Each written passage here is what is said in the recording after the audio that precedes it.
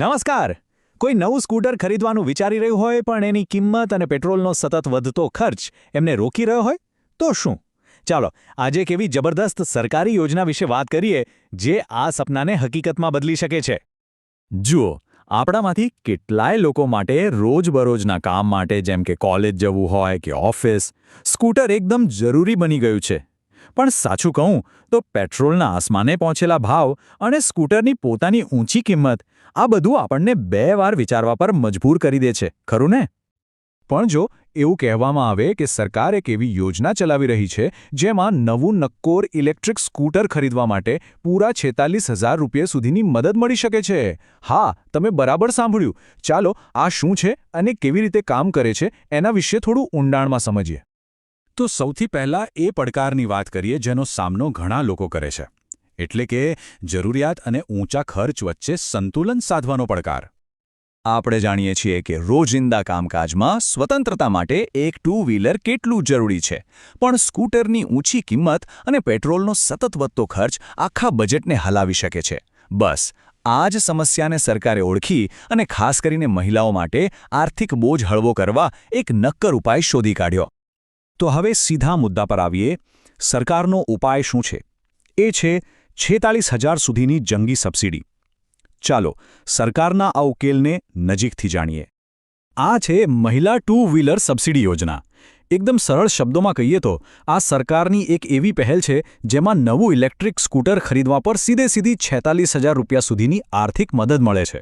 મતલબ કે સ્કૂટરના મોડેલ અને એની કિંમત પ્રમાણે 30,000 રૂપિયાથી માંડીને 46,000 રૂપિયા સુધીની સહાય મળી શકે છે. અને જુઓ, આ યોજનાના ધ્યેયો એકદમ સ્પષ્ટ છે. આ ફક્ત પૈસા બચાવવાની વાત નથી, એનાથી પણ વિશેષ છે. એક તો મહિલાઓને સશક્ત અને આત્મનિર્ભર બનાવવાનો હેતુ છે.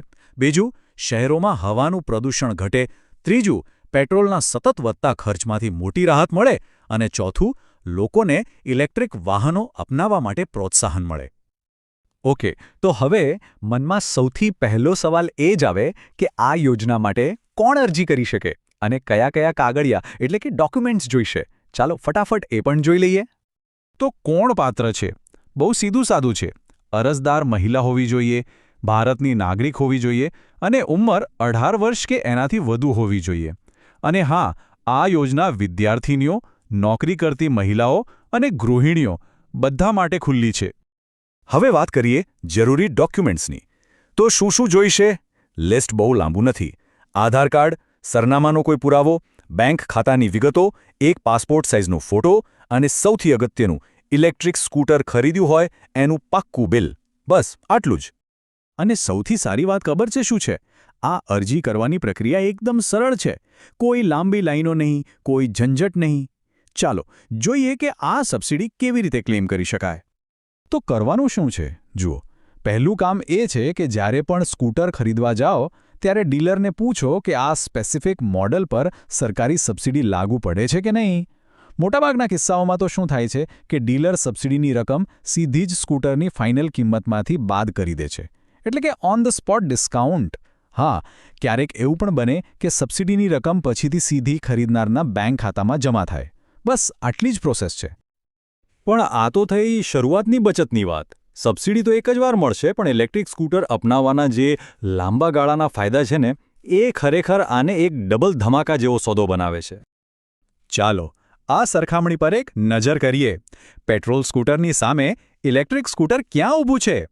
ચલાવવાનો ખર્ચ પેટ્રોલ સ્કૂટરમાં ઊંચો અને સતત વધતો ઘટતો રહે, જ્યારે ઇલેક્ટ્રિકમાં ફક્ત ચાર્જિંગનો નજીવો ખર્ચ. મેન્ટેનન્સની વાત કરીએ તો પેટ્રોલ સ્કૂટરમાં નિયમિત અને ખર્ચાળ, જ્યારે ઇલેક્ટ્રિકમાં લગભગ નહિવત.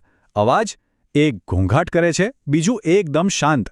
અને પર્યાવરણ એક પ્રદૂષણ ફેલાવે છે અને બીજું ઝીરો એમિશન. તફાવત એકદમ સ્પષ્ટ છે. તો આ છે એ બેવડો ફાયદો. પહેલું, પેટ્રોલ પરનો ખર્ચ એકદમ શૂન્ય. બીજું, લાંબા ગાળે જબરદસ્ત આર્થિક બચત.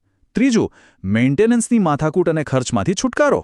અને આ બધાની સાથે એક સ્વચ્છ અને શાંત પર્યાવરણને ટેકો. આ ખરેખર આત્મનિર્ભરતા તરફનું એક મોટું અને વ્યવહારુ પગલું છે.